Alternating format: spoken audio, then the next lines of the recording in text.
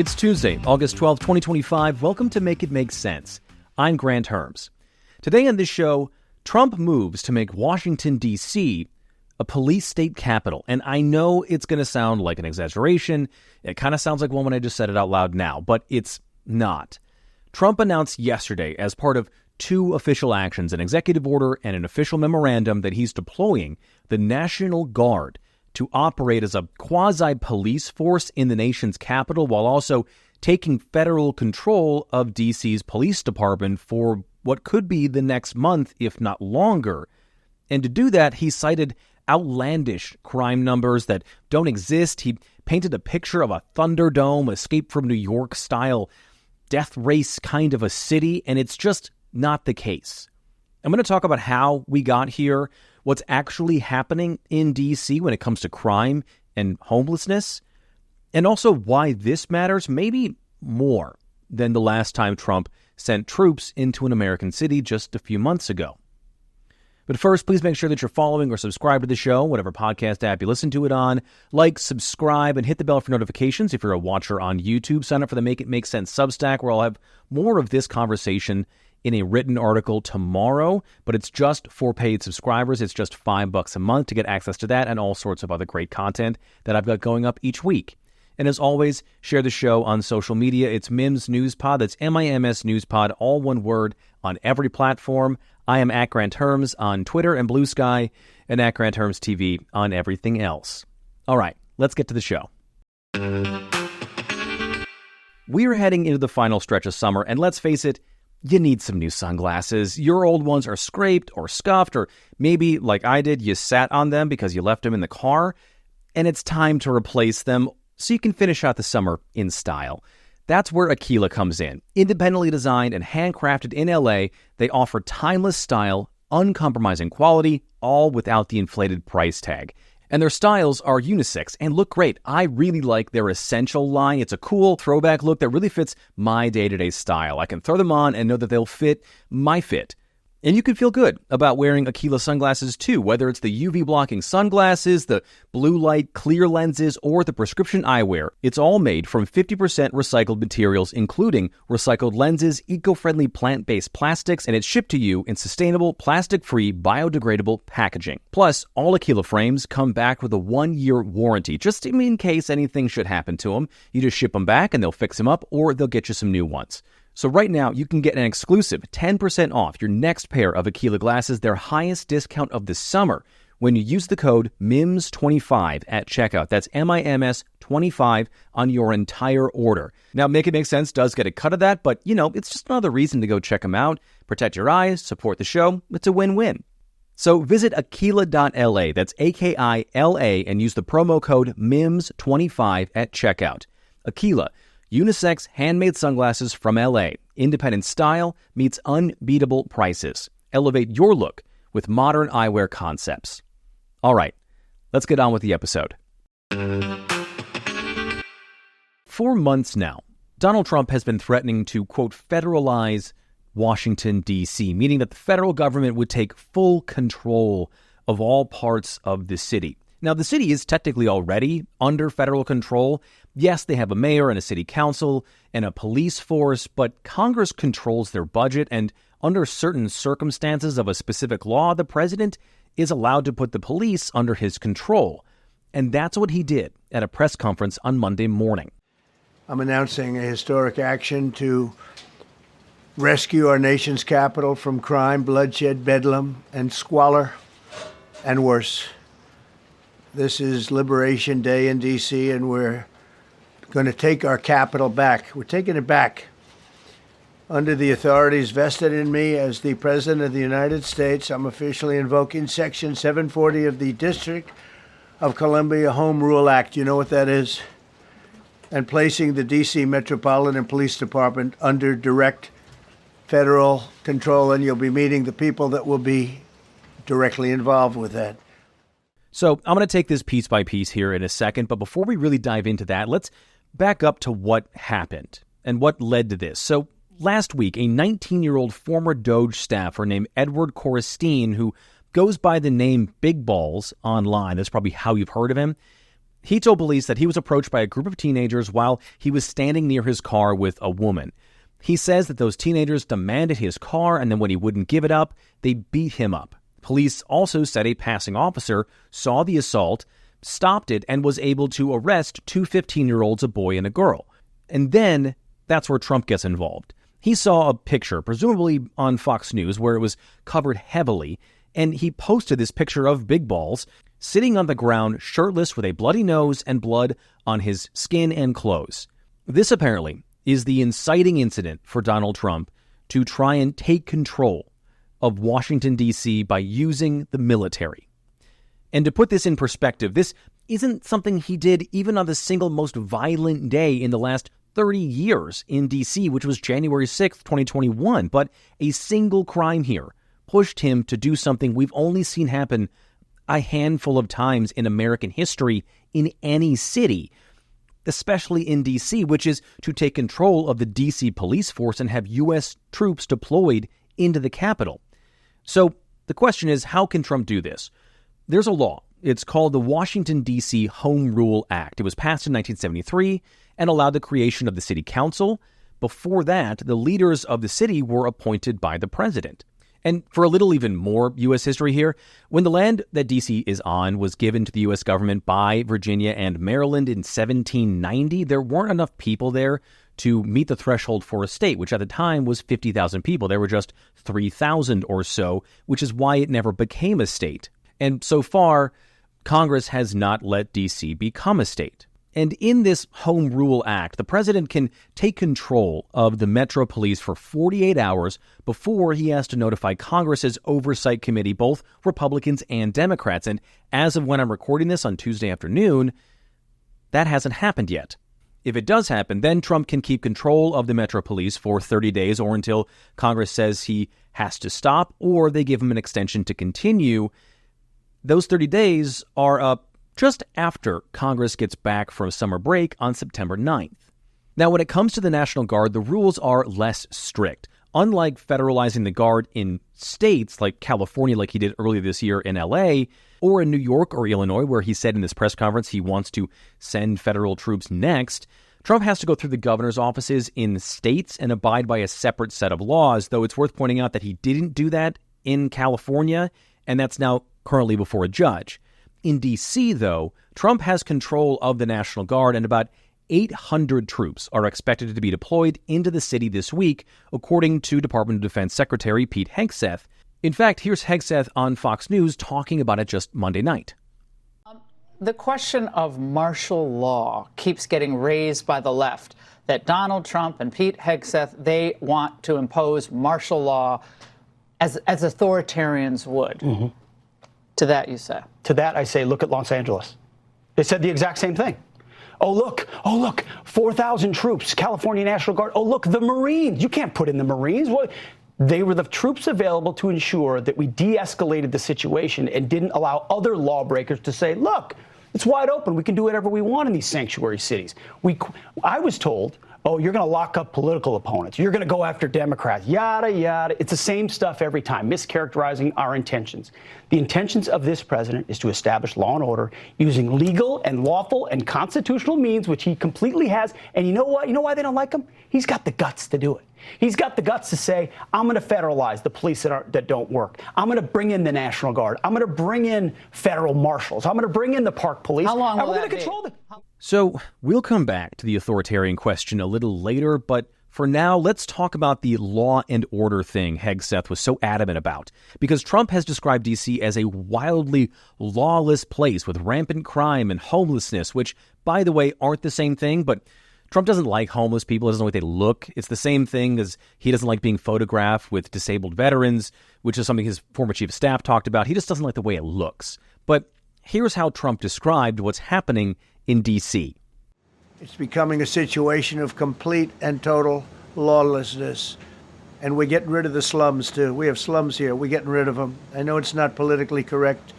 You'll say, oh, so terrible. No, we're getting rid of the slums where they live.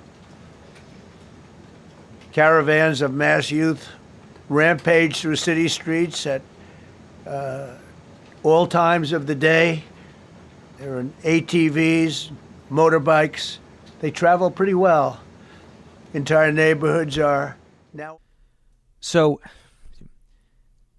this line of thinking isn't at all new for Trump. We shouldn't be surprised by this. Going all the way back to even 1989, in his infamous ad calling for the death penalty to be used on the wrongfully accused and now exonerated Central Park Five, he said that New York was full of roving bands of wild criminals. In his book, The America We Deserve, which he wrote in 2000, 15 full years before he would run for president, he talked about wolf packs of young criminals roaming American cities. And even in this press conference, you heard him talk about caravans of criminals on ATVs and motorbikes. But it isn't real. Are there groups of people who commit crimes? Yes. But are there roaming Clockwork Orange-style gangs? No. Trump also said crime in D.C. was worse than Bogota, Colombia, Baghdad, Iraq, Islamabad, Pakistan, and he showed this chart put together by the White House with those numbers and a big red line that was D.C. at the very front. Now, if you're watching this, the reason I'm not putting that on the screen is because I couldn't find evidence anywhere to back that up. I don't know how they put it together. They don't set their source on their graph, and the numbers I was able to find were on a list of the 100 most dangerous cities in the world, where D.C. ranks 69th. And when it comes to actual crime in the city, D.C. is at a 30-year low. That was from the Department of Justice back in January. And then, under Trump's own administration back in April, his hand-picked U.S. attorney for D.C., Ed Martin, bragged about crime in the city being at a 25-year low. Now, D.C. did see a spike in violent crime in 2023, but that has dropped extremely fast over the last 2 years. The numbers released by Metro Police show that homicides are down 12% compared to last year. Sexual abuse cases are down 49%. Assaults with deadly weapons are down 20%, and robberies are down 28%. Carjackings, the thing that was the spark for Trump in this, are down 59% compared to this time last year, and they are down 87% from their peak in 2023.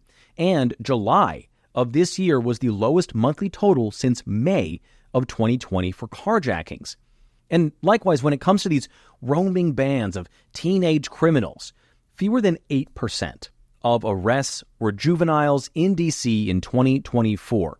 Now, we don't have the numbers for 2025 yet, but crime analysts say that there's no reason to believe that the juvenile arrest trends wouldn't follow the other trends in everything else. Or as one put it, the bottom line is that violent crime in D.C. is currently declining, and the city's reported violent crime rate is more or less as low now as it has been since the 1960s. The city's official violent crime rate in 2024 was the second lowest that had been reported since 1966. And I do need to say here that there have been discrepancies between what D.C. police say crime rates are and what the FBI say they are, partly because they categorize different crimes differently.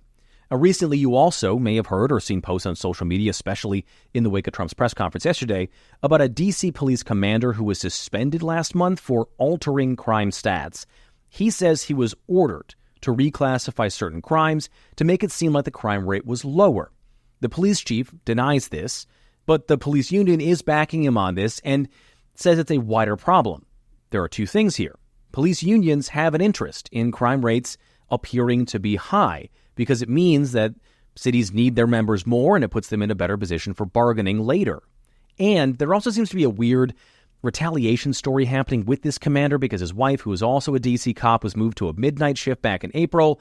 But all of that aside, even when you look at the FBI's numbers, instead of a 35% drop in violent crime in 2024, the FBI puts that around 9%. It's a big difference.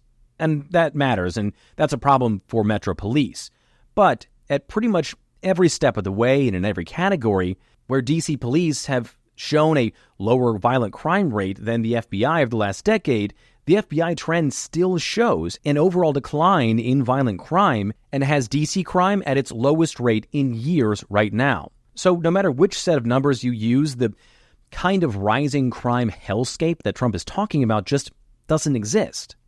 And I can also hear you saying, but Grant, it's not about the actual numbers. It's that people don't feel safe in the city of Washington, D.C. It's like when Democrats said the economy was good, but things felt more expensive. Well, in this case, That's also not true.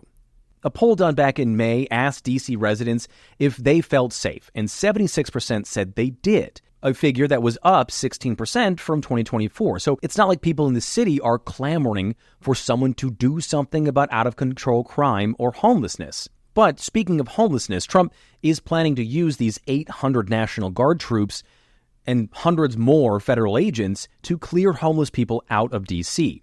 According to the D.C. Homeless Prevention Group, the Community Project, on any given night, there are around 3,800 homeless people in D.C. Of those people, about 1 in 5 are physically on the streets. The rest are in shelters, and about 1,000 more are in transitional housing. And I know what you're thinking here. Well, more homeless people certainly means more crime. And while it is true that a disproportionate number of homeless people have a criminal record, it is more likely that because of their record, they're homeless, not the other way around. Most often people who leave some form of incarceration, whether it's jail or prison, are released without access to housing, or they can't get housing because they have a criminal record.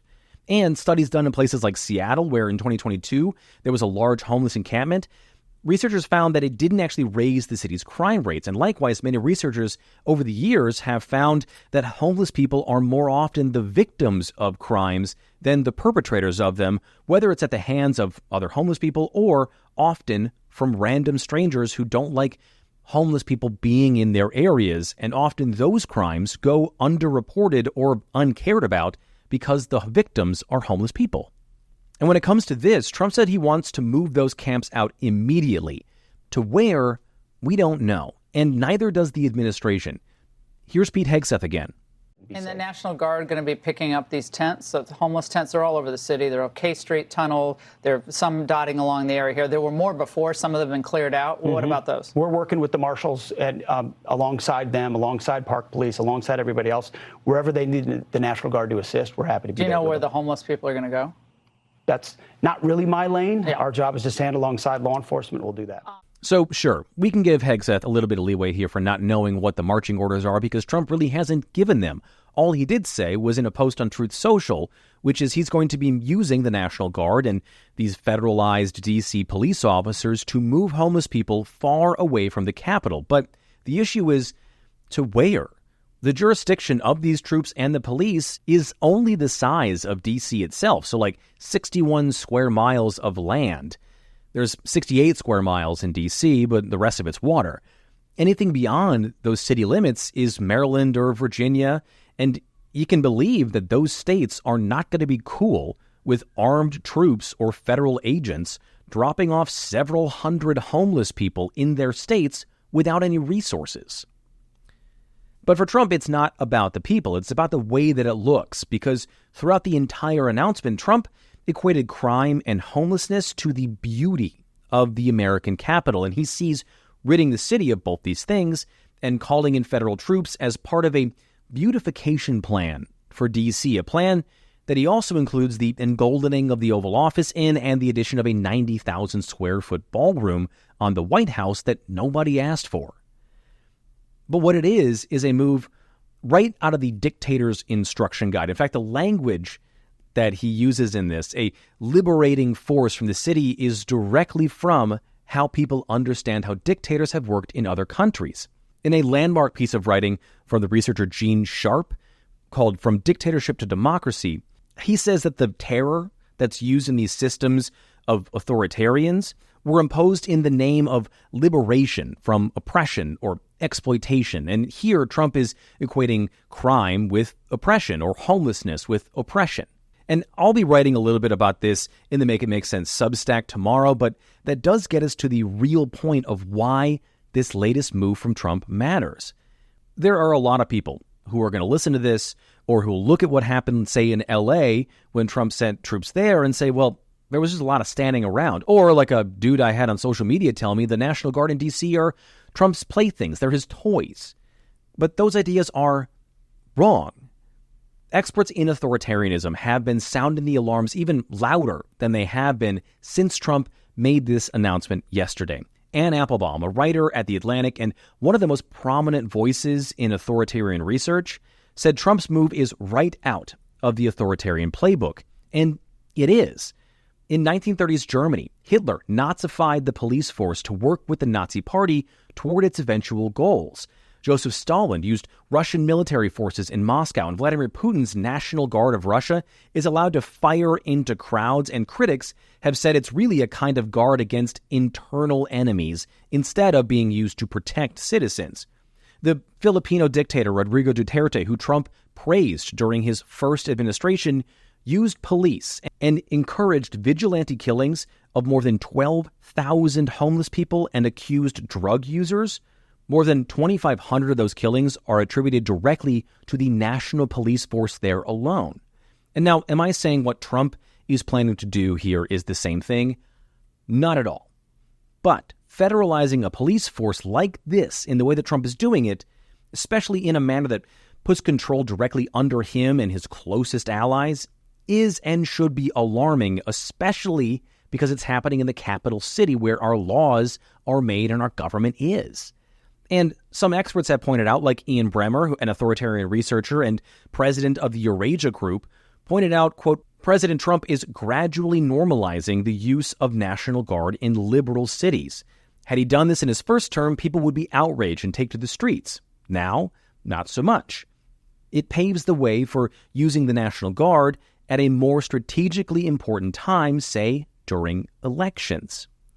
And here is Washington State Representative Adam Smith, who is the highest-ranking Democrat on the Armed Services Committee in the House, the committee that's in charge of overseeing the Department of Defense. Look, it's pretty clear the president wants his own domestic police force, and step by step he's trying to create it. And we should be deeply alarmed by that, regardless of how you feel about crime in Washington, D.C. or any other city. I mean, certainly, I think we can always be doing better on enforcing the law and protecting, our citizens in various different places. But there's ways to do that without involving the Department of Defense. And that step is a huge step towards an autocratic government with a president who has his own domestic police force. So that's the biggest thing that alarms me about it. You want to talk to Washington, D.C. about how to do a better job on crime? Sure. But calling in the military, as he has done over and over and over again across the country along the border, that undermines the freedoms of all Americans, and we should be concerned about it. And he and Ian Bremmer are right. Trump put up a test balloon in Los Angeles earlier this year, and after the initial shock of that wore off, most of us stopped caring about troops there. Most of them are gone at this point, though several hundred are still on the streets. And in his press conference yesterday, Trump said that they were threatening to send troops to New York and Chicago, two Democratic strongholds. And the Washington Post put out a story today that said the Pentagon was working on a plan to have 600 National Guard troops on standby at all times, split into two groups, one in Alabama and one in Arizona on either side of the Mississippi, waiting to be deployed for, quote, domestic disturbances, which, A, isn't really how the National Guard works. B, it's unclear if any of that is legal or even logistically feasible. But C, and most importantly, if Trump can just say any situation is an emergency like he did in LA, or make up numbers like he's doing in DC to declare an emergency, then what he's got is a militarized police force that he intends on using on American streets against American citizens. And I know that sounds like I'm being an alarmist or exaggerating, but I promise you, I'm really not. I'm also not saying that people should panic. What I am saying is that it's more important now than at any point in the last 8 or so months to pay attention to what's coming out of the White House, because it really seems like we are standing on the edge of some kind of cliff and are dangerously close to going over. Okay, that is it for today's episode. Please rate and review the show on whatever podcast app you listen to it on. Like, subscribe, hit the bell for notifications, leave a comment below if you're on YouTube. As always, sign up for the Make It Make Sense Substack. It is just $5 a month, like I said at the top. And share the show on social media. It's Mims News Pod. That's MIMS News Pod, all one word, on every platform. I am at Granthermes on Twitter and Bluesky, and at Granthermes TV on everything else. Thank you so much for listening today. I'm Granthermes, and I'll talk to you on Thursday.